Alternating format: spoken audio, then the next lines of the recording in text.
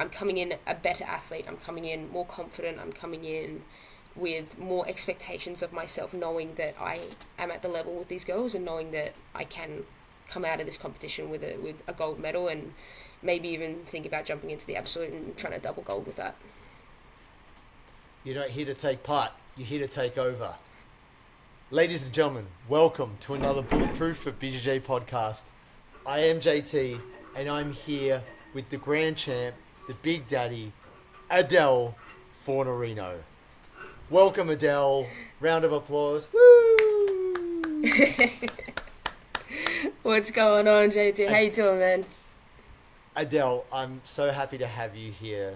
And for those of you who don't know, this is round 2 because this was not recording. But here we are. Let's keep the enthusiasm. At least she's had a chance to warm up. It's bright and early in the UK. Yeah. And yeah, catching me before my morning coffee. It's tough. It's tough, but I'm on my 20th coffee, so I hope to share the energy with you. But I think the caffeine is coming through the screen right now. I'm doing my best. I'm trying to radiate, but I think for anyone out there, if you have never heard of Adele Fornarino, you're crazy. You have clearly not been paying attention. And really, Adele is someone who I have, I've admired actually since I've seen you since you were really young, actually, just killing it. And I was like, who's that girl? Who's that girl just kicking ass? And I think for people out there, if they don't know, I want to just quickly do a little summary of some of your achievements, obviously not all of them, because we've only got so much time on this podcast. But I think what really stood out to me was brown belt no-gi worlds, like that. I was like, whoa, all right, here we go, paying attention now. And also, silver in the gi at the Brasileiro, which I think is an Australian first. I don't think any other Australian woman has achieved that. I don't think any other Australian woman. I think that there is a silver medal or a bronze medal sitting around in the males division somewhere. Yeah, I remember somebody telling me about it, but I can't for the life of me remember the name. Hodgkinson, I think, may have got bronze or silver at the Brasileiro, but don't worry about that guy. Let's worry about you. Silver at black belt no-gi worlds, which is epic. And then also Grapple Fest champion, Pan Am's gi champion, Euro no-gi champion. And all these achievements, so early in your career. I mean, it was your debut year, right? 2023, is that right? Yeah, 2023 was my debut year, so I received my black belt at the very end of 2022. So in December 2022, so 2023 was my debut year, and I wanted to hit the ground running on that and hit as many competitions as I could, and I wanted to be a part of the gi season, wanted to be a part of the no gi season, but no, I was very happy with my debut year. Had a very good run, had a lot of success through that, but for me it feels like I'm only at the very beginning, I'm only at the very start of my career. I was lucky that I got into jiu-jitsu quite young. So I started jiu-jitsu when I was, 10 years old. I've been training consistently through that time. So by the time I got to my black belt, I was kind of ready and raring to go to hit that black belt scene. But it's definitely just the tip of the iceberg right now. Definitely just the beginning. And I guess the really exciting thing is, you've had so much success and you're just getting started.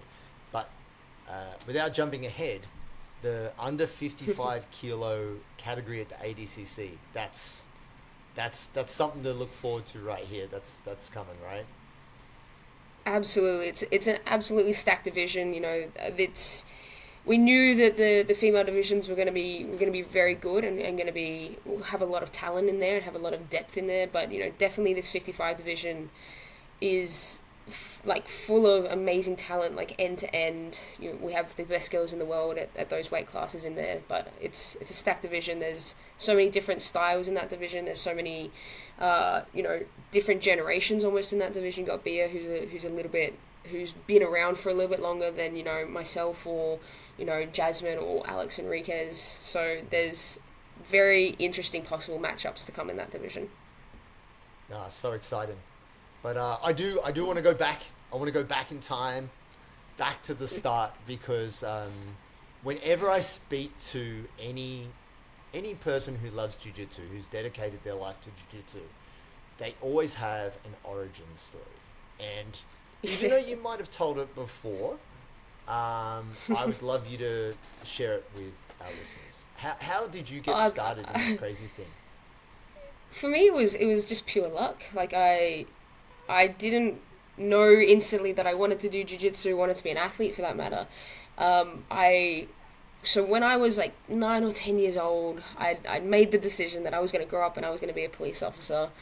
Nice. So I wanted to kind of do everything I could to prepare myself so that by the time I was, actually an adult, that I'd be the best police officer that there ever was. So I made the decision that I was going to, start learning laws and things like that. But part of that was I was going to do a martial art. So I would have 10 years to get really good at that martial art so that I could use it later on in life. And it just so happened that jiu-jitsu was the closest gym to me. Like a jiu-jitsu gym was the closest gym, and that's why I picked jiu-jitsu. It had nothing to do with actual research on what martial art was good or what martial art was this or that. If a Krav Maga place was closer, I probably would have done Krav Maga. If a karate place was closer, I probably would have done karate. But jiu-jitsu just happened to be the closest place, and I was really lucky that I walked into a gym, I walked into Dominance, and DC was there, and he was the kids coach at the time, and he was just an amazing coach. Such he a good was kids incredible. coach. I mean, great coach, but incredible, yeah.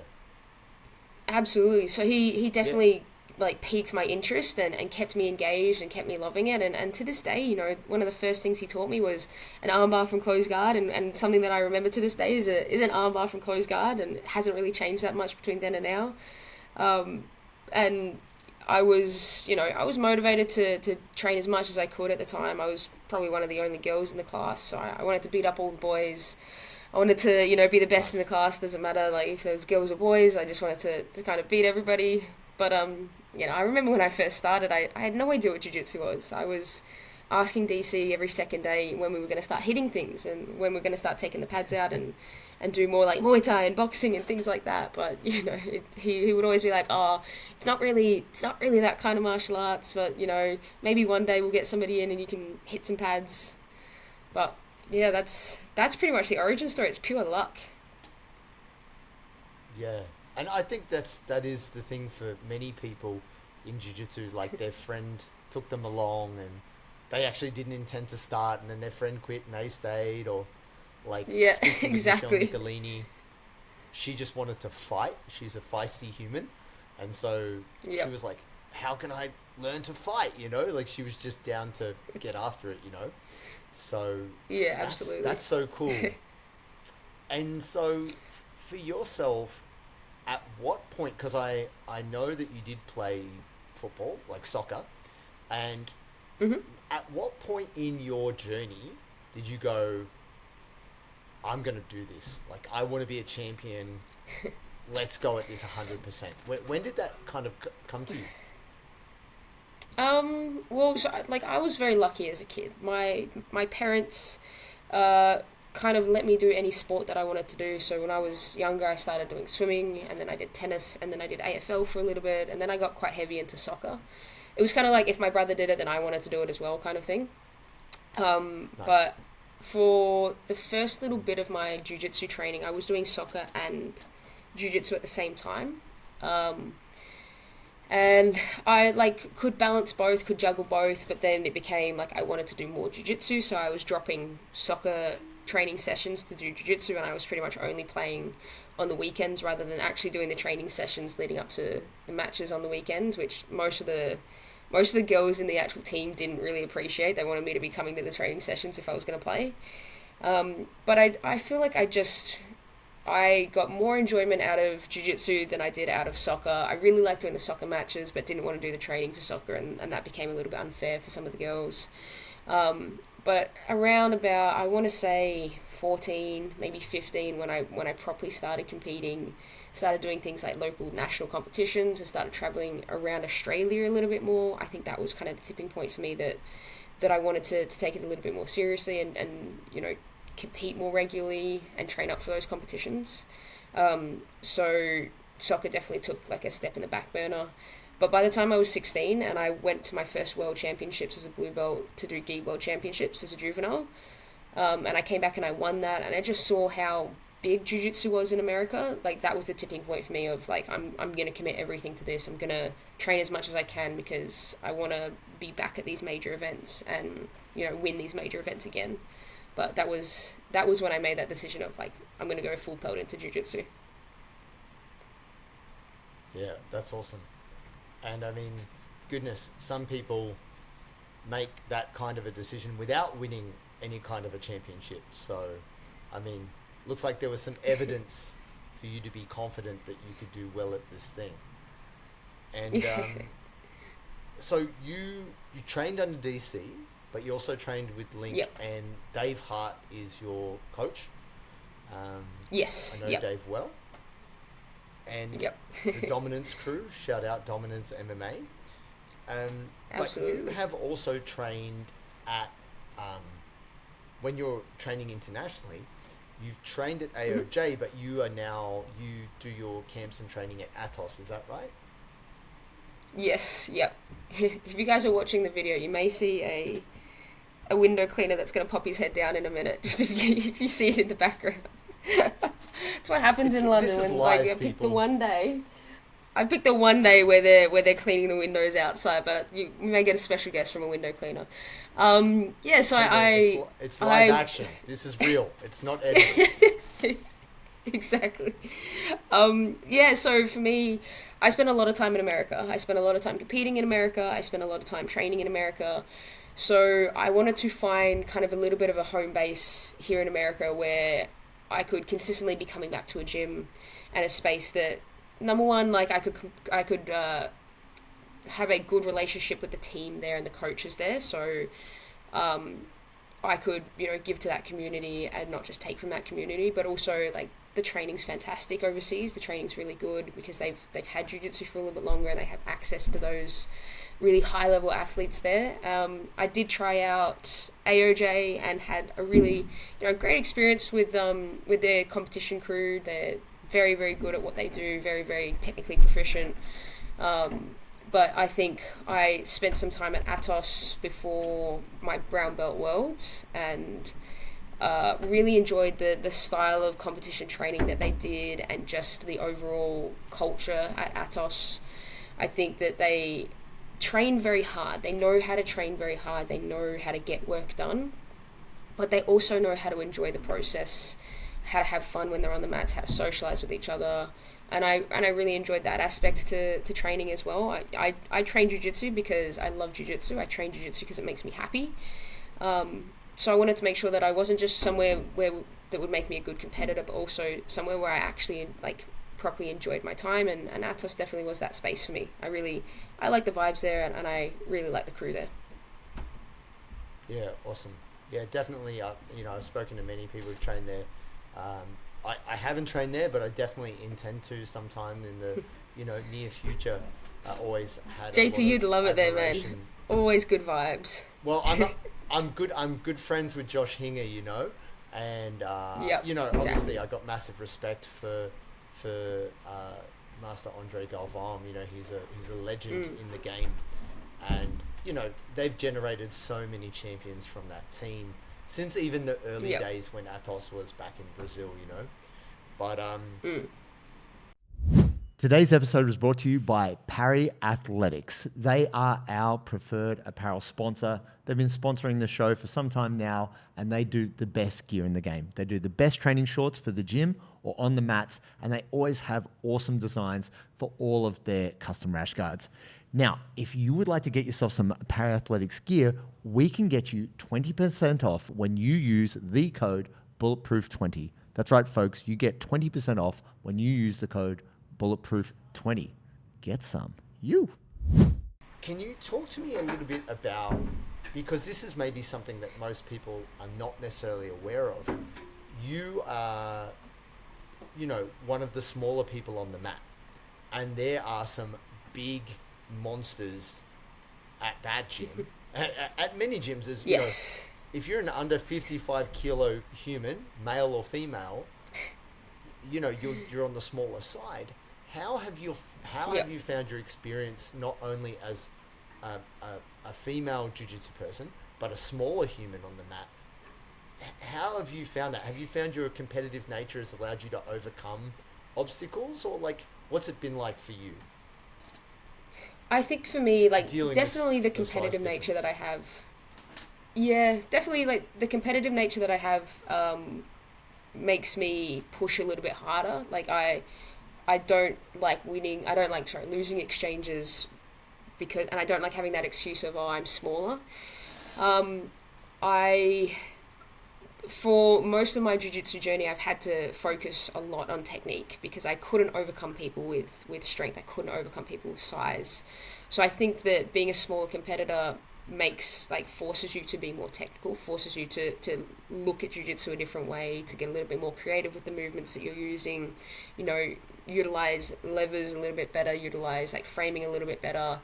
I'm kind of in that way grateful that I am smaller, and for most of my jiu-jitsu journey was the smallest person on the mat because I had to get creative. I was forced to get creative, and that in turn has led to like in what I feel is quite technical jiu-jitsu. And now I'm at the stage where I don't feel a need to roll with people significantly bigger than me anymore. I feel like, especially because I have such a jam-packed competition calendar in a year, I just don't take risks to get injured. I don't feel the need to humble the 120 kilo white belt male that's just stepped on the mat. I don't feel a need to do that anymore. I probably did do that quite a bit when I was like a blue and a purple belt, just to kind of, show these guys that smaller females could definitely beat them up. But I don't feel a need to do that kind of stuff anymore. So I'm definitely a little bit more picky with the partners that I choose. I don't risk injury, but I think there's so much benefit of being the smaller person on the mat. I think that in the long run, in the short run, it can be really frustrating because you're just getting manhandled all the time. But in the long run, it pays off because I think you come out the other side of that having really good technical jiu-jitsu. That's awesome. That's a cool perspective. Yeah, I love that. And so, how has your preparation been? Because obviously, I've chatted to you a fair bit on and off over the last kind of 12 months or so, looking at your prep and what you're doing and just, asking you questions and seeing what's going on. How do you feel coming into this ADCC, which is only, 4 weeks away? I feel very good. I feel like this is a very different version of me coming into this ADCC compared to coming into the last ADCC. I feel like the last ADCC in 2022, I was very much just happy to be a part of the show, happy to be there, happy to be experiencing those things. I think I was enjoying all the cameras and all the lights and the stadium and all that kind of stuff, and just being in the same room as some of these high-level girls and guys, being in the warm-up room and seeing all these incredible athletes. I was kind of taken aback about seeing these people that I watched and have been watching for years and years. But I didn't go into ADCC in 2022 with the idea that I was coming out a champion. I didn't truly kind of feel that I was at that level yet. I definitely had a lot of self-doubt, definitely didn't have a comparison to make because I'd never actually rolled with or competed against any of these girls on this level. I was 22 at the time, I was a brown belt. But compared like then to now, I've had the experience on the mat with these girls. I've had the exposure to these high level competitions, these like having an audience like that. I've had experience to traveling and competing, things like that. So I definitely think that I'm coming in a better athlete. I'm coming in more confident. I'm coming in with more expectations of myself, knowing that I am at the level with these girls and knowing that I can come out of this competition with a gold medal and maybe even think about jumping into the absolute and trying to double gold with that. You're not here to take part. You're here to take over. All right, exactly. Let's go. Exactly. got that daddy energy. That's what I'm talking about. Exactly, man. Exactly. That's the way.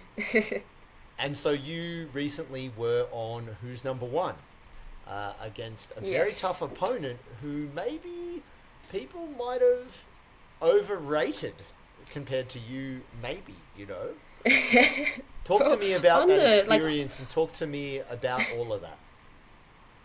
Yeah, on the yeah, I feel like I definitely was not the favorite coming into that match from all the things that I saw kind of outwardly on social media. I try not to look at that kind of stuff. I try not to look at betting odds or, when people put polls up on Instagram stories. I try my best not to, but curiosity sometimes gets the better of me. But I definitely, outwardly wasn't coming into that match as the favorite, but knew that I I backed myself in the sense of like I know that my jiu-jitsu's good, but I also know what and how to win some of those matches. We did our research. We kept an eye on what strategies we could implement to come out on top. We knew that it was going to be really hard to make her want to engage. It was hard to make her want to do jiu-jitsu, and that's I think what was so frustrating. And internally, I was quite frustrated at that because I just wanted to have an interesting match. Where with events like Who's Number One, it's not about just winning. It's about putting on a performance for the audience. People are paying for the stream. People are paying to sit there and watch these matches. So it's very much about like make it interesting for the guys that are there. But it's really hard to do things like that when the other person's not wanting to engage, not wanting to do jiu-jitsu, but wanting to kind of scrape by on a win.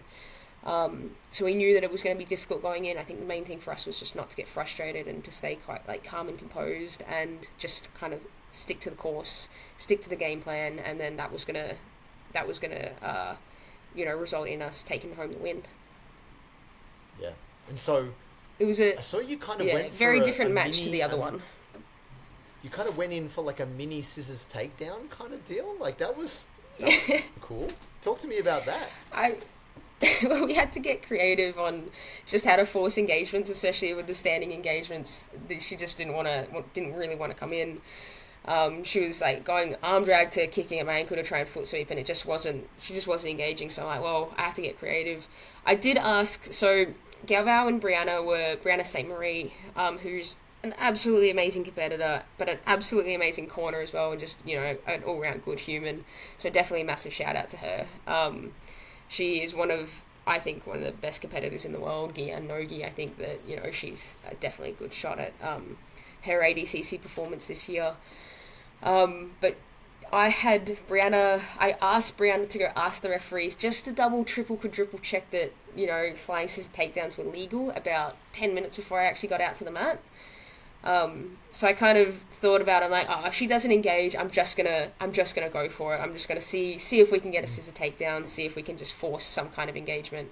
And then, midway through the match, she wasn't engaging, she was standing, so I was just trying to, get my timing right on it and pulled the trigger on it. And it's a cool little highlight reel. I didn't get super deep on it. I wish that, I got a little bit higher up on her knee, but she's a little bit shorter than me, so it was difficult to get underneath. But sometimes you just got to pull the trigger on things like that. Sometimes it's just a bit of fun to get out there and try different things. But it was a last minute little addition to the strategy. No, that's cool. You got to just go for it, right? And I think that's an amazing thing. That's something I admire about you. That you just go for it, man. And that's like if we look at your ADCC trials run, you're just jumping on shit. Like you're like, give me that back, give me that arm, come here. Like you just like, you know what I mean? And that's fearless. Like you want to see that. And so I think that's another reason for, at least from my perspective, why people are excited to see you is because of that. So I think sometimes you just got to back yourself in those exchanges. Always 100% back yourself. Yeah, for sure. Do you think that there may be an opportunity for you for more super fights on different organizations or cards? Absolutely. I think that right now the focus is definitely ADCC, and off the back end of ADCC, I'll be a little bit more active on some other super fight cards as well. We got some things in the work. We got some things happening behind the scenes to organise later on this year. But you'll definitely be seeing me on some other fight cards, maybe some other rule sets, maybe some other countries as well. Showcasing the same kind of dangerous jiu-jitsu that I like to be showcasing. I think my favourite style of rule set is the submission only. I think it works really well for my style of jiu-jitsu. I like submissions. My game is very submission orientated, so You know, my whole thing is wanting to finish matches and wanting to give the audience interesting matches, but there'll be some fight card announcements coming pretty soon. Cool. So potentially a bit of a Misa revenge match? What are we thinking first here? we have It's to always see... close, man. Close We got to see how like, how I feel ADCC... like I think you got ripped off at the at your. Did she win by an advantage or some bullshit? Like it was. She won by a couple of advantages from like guard pull exchanges where the advantages came from. Was like, I was winning the entire match. I was winning by points the entire match. Got a really tight straight ankle lock that rolled her off the mat. So as soon as I locked it up, she started spinning and ended up spinning off the mat. So that was clearly quite tight. But yeah, just made some errors in that match. I think I was so tunnel vision on the ADCC rule set that led me to just make some mistakes. But I definitely want that match back. Like I've been asking for that match for quite a while now in Nogi. I think she's been holding on to that WNO 115 belt for quite some time now. I think it's almost over 2 years that she hasn't actually fought to retain that belt. And I definitely I'm very much interested in that match. But at this stage, I want a Maisa match in the Nogi. And there's absolutely no disrespect for her. I think that she's an incredible athlete. She's clearly amazing because she has multiple world titles behind her. So it's not a call out of disrespect or out of no, I'm calling her out. Doesn't deserve to be there. I'm calling her out on your behalf. I'm calling you out, Maisa. It's definitely... You're scared. You don't want this Adele smoke. You don't want the Adele daddy energy. You keep running, sucker. That's what I say. Anyway. Yeah, I'm glad you can do the call out for me. That works out well. It's very easy for me. I definitely from my love very that comfortable match. apartment here in Australia. But no, I'd love to see you take that win back because I felt like you it was unfair the verdict on that one. But anyway. It's one of those things that definitely motivated me. I think the Brazilian Nationals loss was something that kind of really kept pushing me to chase all these dreams, to chase these goals, and just kind of reinforce that I'm on the level with these girls because it was such a close match, and she's a multiple-time world champion, and I know I'm up there with her. I definitely want that match back, but we'll have to see how ADCC pans out as well because she's in that division, so we'll see what side of the bracket she's on. We'll see if we end up actually meeting in ADCC under that rule set. So many what ifs at play at the moment, but either way, having a who's number one match with her would be amazing. Having a match on a big platform where a belt's actually up for grabs would be a pretty amazing thing. I think that stylistically it's a good viewer match. Like it would be interesting to watch. I think that the amount of technical jiu-jitsu that could be implemented will be really good. I don't think there's going to be any stalling. I think there's going to be, start to finish good technical jiu-jitsu. That'd be good. Now, I do want to talk about... Do you find you get thirsty at training? I do. I do all the time. I'm a sweaty human and I need to hydrate. Now, the biggest problem is by the time you're thirsty, it's a little bit late. You need to hydrate. And that's why we got Sodi. Sodi is sponsoring the show. We've got all the colors of the rainbow. Great flavors here. We've got salty citrus, salty pineapple, salty berry, and my favorite, salty grapefruit. And they will be releasing 2 new mystery flavors soon. So why do we need this? It's going to prevent our muscle cramps. It's going to help our energy delivery. And it's also going to mean you're less tired, which is an advantage when you're training. If you want to maximize your jiu-jitsu and feel good when you're rolling, you need to get Sodi. And when you purchase, enter the code Bulletproof20 at checkout for 20% off. Oh, yeah. I want to talk about the ADCC because I want to throw back to the last ADCC where you matched up first round with Fionn Davies. Talk to me about that match. Talk to me about that experience. It was the whole ADCC experience in 2022 was an incredible experience. Like being a part of such a massive show where so many people watching and there was so much build up and hype for it was in of itself an incredible experience, and kind of it's what jiu-jitsu professional athletes dream of being a part of.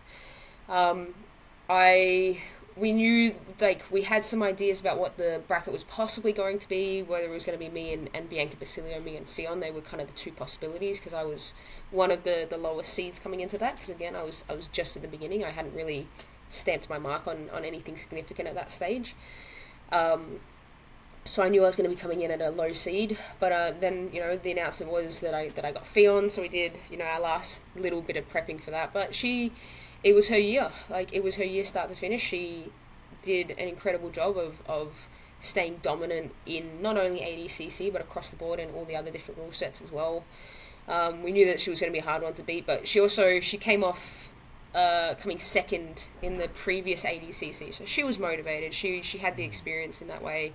But it was a very, like, big indication for me that, again, like, I'm at the level, you know, I could feel it when I was on the mat, when I was actually competing against her, that I had the potential of being able to win this match.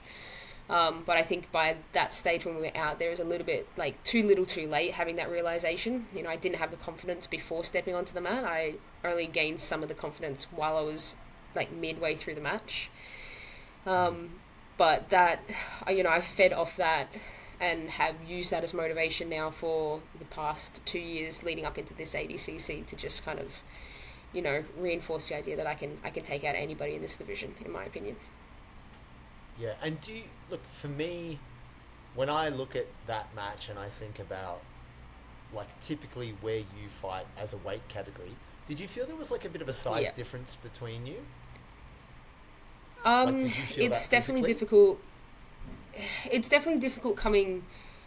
So most of the girls in that 60 division were coming down to 60, and then some of us were coming up to 60. So at the time, I was working with Jordan, the fight dietitian, to pretty much increase calories, make sure I was eating, like, as many calories in a day as I possibly could without making myself sick, to try and increase my weight. Strong. And exactly, like, on paper it seems like fun. It seems like, oh, eat anything you want all the time.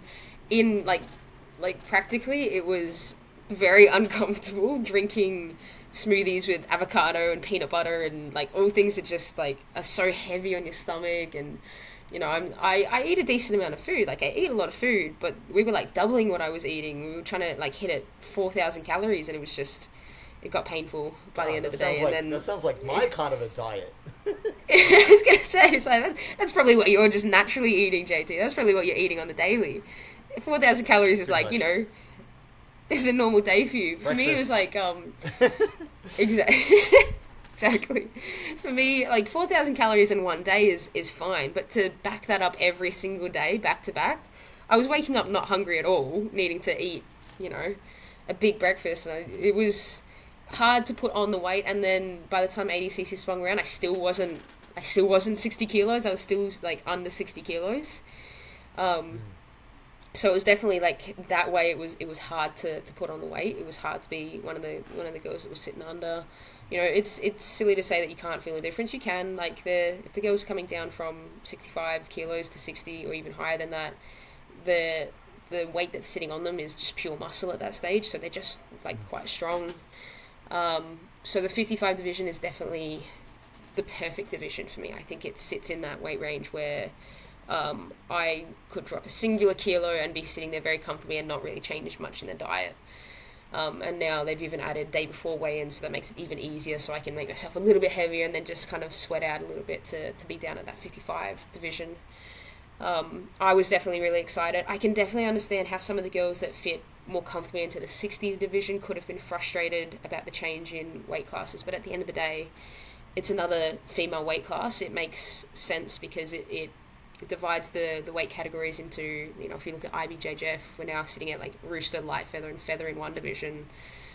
What would be light, middle, I don't actually know all the other divisions, but it sits with, like, more or less 2 to 3 divisions in each of the 3 ADCC divisions. So I think logically it makes sense, but I can definitely understand how some people were not happy about it. Hey man, when I saw the change, I was like, that's Adele's division. 55 kilo is Adele's division. She's coming for that title. I knew it. It's got my name on it. I was funny enough, actually, in London.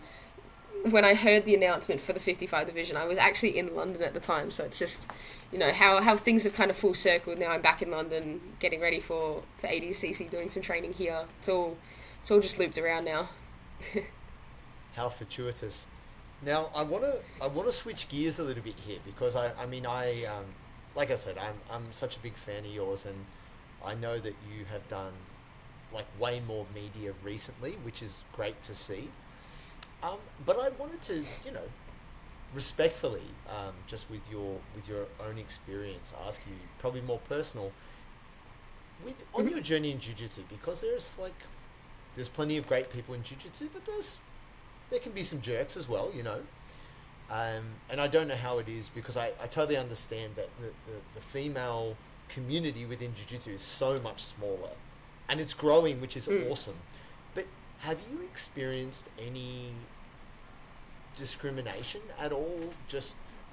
You are obviously you and your partner, Neve, you're very proud and open, and that's amazing, right? And I admire that. Have you experienced any discrimination in that regard at all in jiu-jitsu? I think I've been very lucky in when I've come into jiu-jitsu and when I've come into that stage. So when it comes to sexuality wise with me and my partner, I haven't actually experienced any discrimination. I think part of that is also because, jiu-jitsu, there are a lot of LGBT within the jiu-jitsu community. So it we make up a decent proportion of the jiu-jitsu community. So there's a lot of us around and that have already kind of set the foundations into what's appropriate and what's, how we should be respected and how we should be treated. There's not many gyms that I've walked into, or in fact, there's no gyms that I've walked into where that has caused any issues. Even, I think jiu-jitsu has this very interesting mix, especially from, American, Brazilian side of things, where there is a lot of people that are quite heavily religious in jiu-jitsu, and then you get a mix of people where they're part of the LGBT community. So there's this mix of people that maybe wouldn't normally kind of socialize or be around each other, that are socializing with each other and hanging out with each other and friends, and it brings those two communities together quite well. But with being a female in the jiu-jitsu space, again, I think that there are so many people that have come before me that have really set those foundations in how females deserve to be treated. Liv Giles is an excellent example of that, where she came before me and was a very big advocate for more divisions in more female divisions in general, and equal pay, and showing that female jiu-jitsu athletes can teach seminars and be quite well regarded in teaching seminars. So I've kind of come in at the back end of all those things that have come before. Exactly, Jess Fraser with AGIG has come in and set some massive foundations with that as well, to boost the female, the presence and the respect that female jiu-jitsu has in the community. And I definitely want to continue advocating for that. I think that fair pay is a massive one. I think that, making sure that females are regarded as having good seminars and good coaches, I think is really important. You still see sometimes females that have really good accolades still aren't head coaching in spaces where I feel like they should be. You're getting male athletes that don't have the same accolades, that are kind of coaching just because they're probably getting the spots more because they're males more than anything. So you're still seeing that now, but I think it's definitely changing, and hopefully in the right direction, where there's just not any discrepancy, there's not any discrimination in that way. I think that we're definitely getting there. Slowly but surely we're getting there, and ADCC with the equal pay is definitely a big one. Having equal pay for the divisions and equal pay for the absolute division, that's a big step in the right direction. And I think the ADCC is, regardless of all the different things that have happened in the last 6 months, the ADCC is still the premier event, right? Whatever you might say. But interestingly enough, this is just like, I'd just like to get your opinion. What is your take on the CJI and essentially what that may have done to maybe put pressure? And I'm not saying this in a controversial way. I'm just saying, how do you like, JT, you're gonna get me cancelled, man. No. Because look, I understand it's completely different for you as an athlete who's trying to be an ADCC champion, right?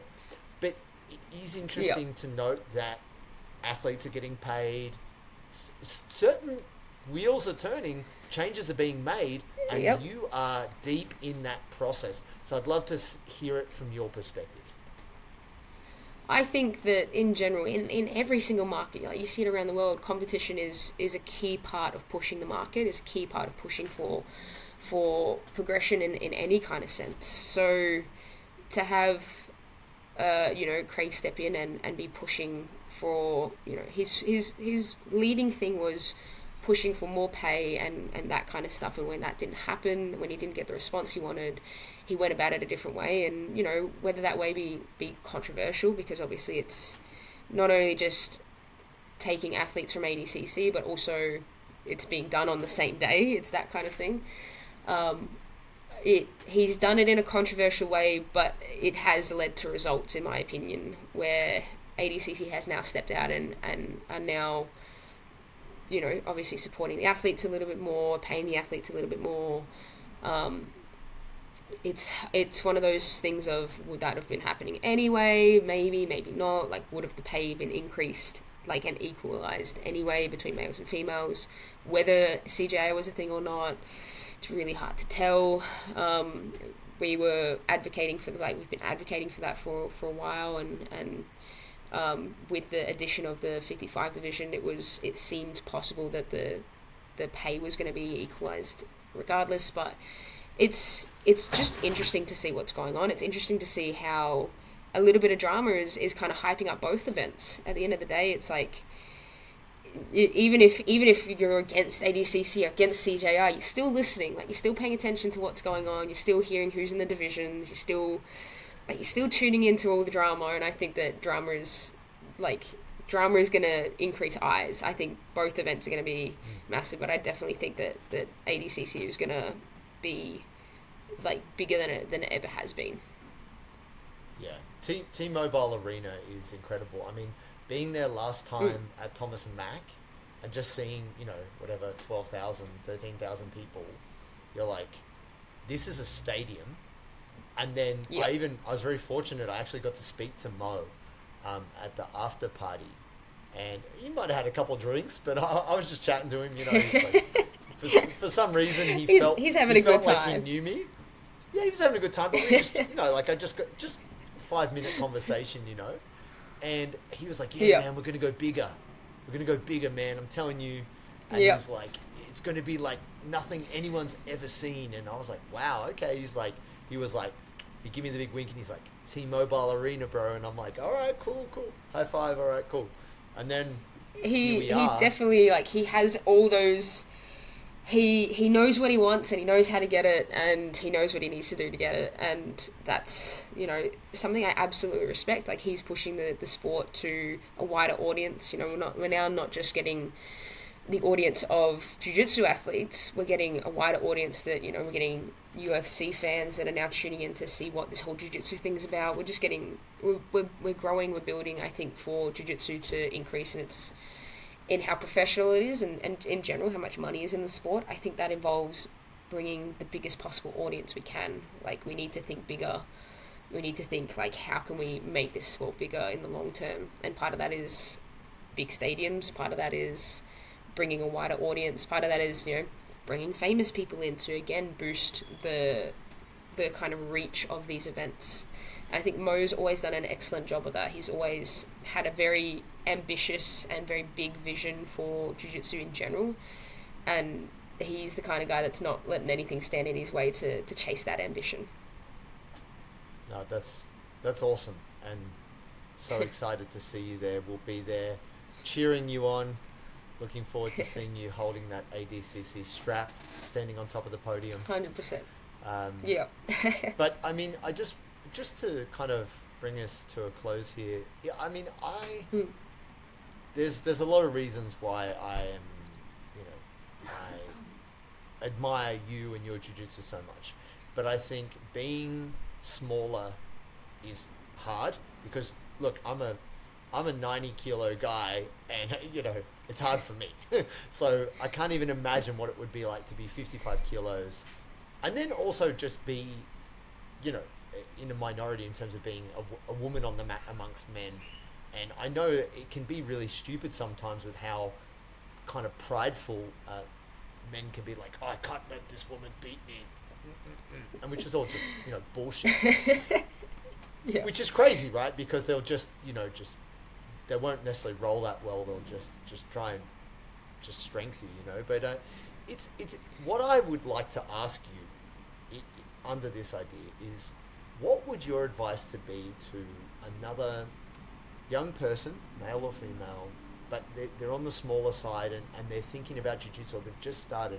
What would be some advice that you could give them to kind of help them? I think that, I always motivate people to do jiu-jitsu. I think it's an incredible martial art, especially for smaller females, especially for females in general. I think it's the most realistic form of self-defense that females can have in general. I also think that it's incredibly good mentally to kind of build that confidence.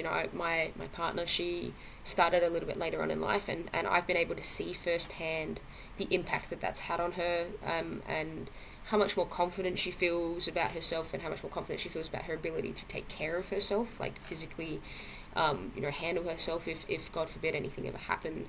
I didn't have that perspective because I started when I was quite young, so in my adult life I didn't know any different. I didn't know the difference between knowing a martial art and not, but I can see it firsthand in my partner. I can see that it's made a very, very big positive impact in that. I think for females that are just getting started, I think a key thing is having a space where you have appropriate training partners. So, whether that be a friend that's gotten you into it, whether that be you've gone into the space and you can see that there are some smaller females there, like making connections with those girls, I think is really important, because a big part about jiu-jitsu is fostering trust in your training partners. You're putting a lot of trust in somebody. You're putting yourself in very precarious positions where you're trusting that when you tap, they're going to let go. They're going to look after you. They're going to make sure you're okay. They're not going to put you in harm for the sake of putting you in harm. So understand that trust, building that trust takes time, takes good communication with your training partners. So if somebody is rolling too hard, being able to verbalize that is very important. If somebody that rolls a little bit too hard and you maybe don't want to roll with that person, having that conversation is really important. Like being okay saying no is a really important thing as well. They would be the main things, like picking out good training partners and just being really open with how you're feeling when you're on the mats. Oh, that's awesome. Well, Adele, I'm pumped, man. I'm so excited. I have been so happy to see all of your success, and excited to see more. Stoked that we Bulletproof get to help you in whatever small way we can on your absolutely your just unstoppable ascent, because that's how I feel about it. I think that's the thing. I get very inspired, and I'm just like, this is like Thanos. We're gonna click those fingers, and it's just it's kind of unstoppable. So obviously there's so much hard work behind the scenes, but we are so excited for you. We will be there in Las Vegas. We'll be cheering until my voice is completely gone. And thank you so much. I want to be hearing you from the crowd. I'll be coaching. Dave will be like, "Shut up, JT." I'll be like, "I need to be hearing you, man." I'm honestly very pumped. Exactly. I'm super pumped to be having the Bulletproof team behind me. It's made a massive difference in my training and, in my ability to be able to consistently do this training camp. Part of that is like looking after my body, and you guys do an amazing job with allowing me to continue training and continue, making sure that everything is where it's supposed to be and nothing's broken and nothing's hurting.